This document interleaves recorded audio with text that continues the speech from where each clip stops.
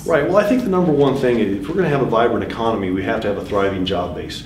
I'm a UNM graduate, my wife's a UNM graduate, and when you're coming out of the university system, you want to know that there's a job waiting for you, whether you're in the sciences, we have a wonderful intellectual community in Albuquerque, or whether it's in the trades. If it's I personally am in the construction industry. But so when we start creating jobs, we start building a tax base. As we build a tax base, that helps everybody. Everybody's boat rises, if you will. And so regardless of what your major is coming out of the university system, a thriving job base is really what you need to have a bright future.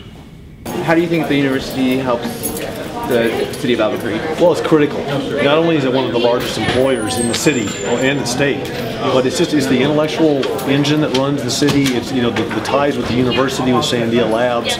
It just really is our flagship university. It's a huge job creation. Job creator with all the people that work at UNM. With Lobo Sports, I'm a past Lobo athlete. I was on the track team in the 80s.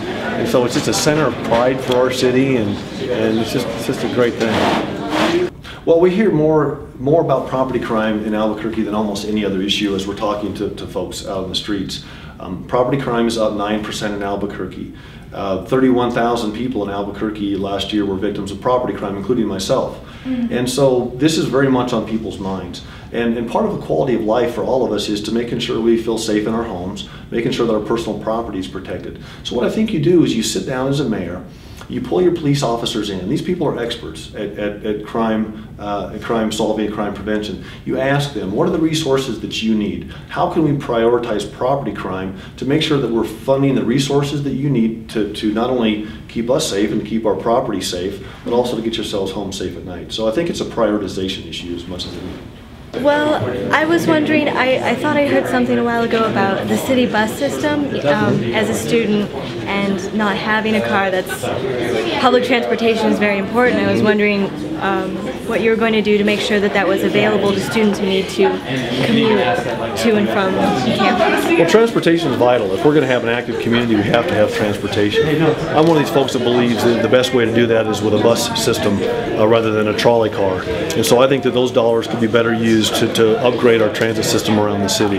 Now the Green Line just got put in up through Central, and then I think there's some other arterials that we need to pick up to make sure that people can get from one part of the city to the university area more efficiently, less expensively. So I think that's a big priority for the city.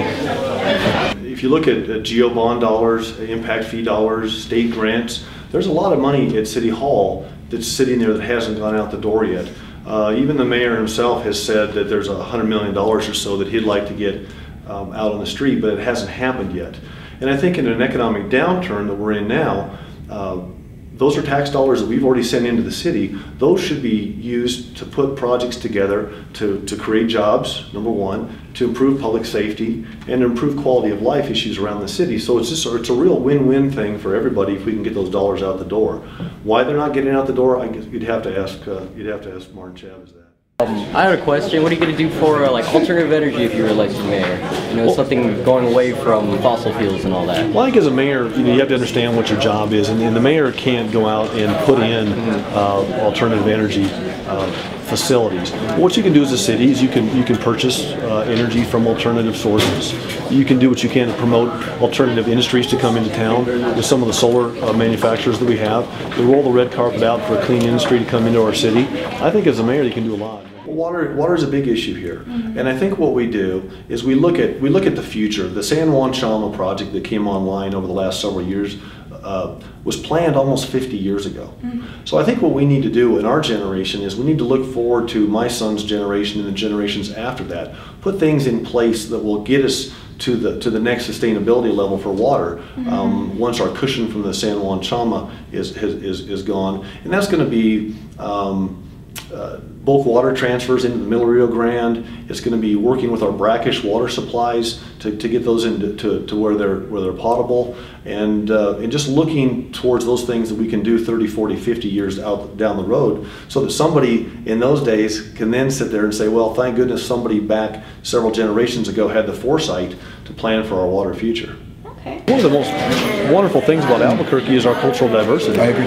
And we have these great neighborhoods. We've got Heening Highlands. We've got the Borealis neighborhood. We've got just all over the city. There's these wonderful neighbors, and bringing people together. That's the glue that makes a city great. So, I agree. Yeah, I agree with you 100%. I agree completely. This is our flagship university, and in the legislature I spend a great deal of time advocating on behalf of UNM, and this is just really a shining star, not just in Albuquerque but in the state of New Mexico, for technology transfers, for education. And so I think what a mayor needs to do is extend a hand to Dr. Smidley, extend a hand to the faculty at UNM and say, how can we work together to build our city, to give our city a brighter future, to team our resources together so that we can provide opportunities for our citizens. And I look very much forward to doing that. This is a great university.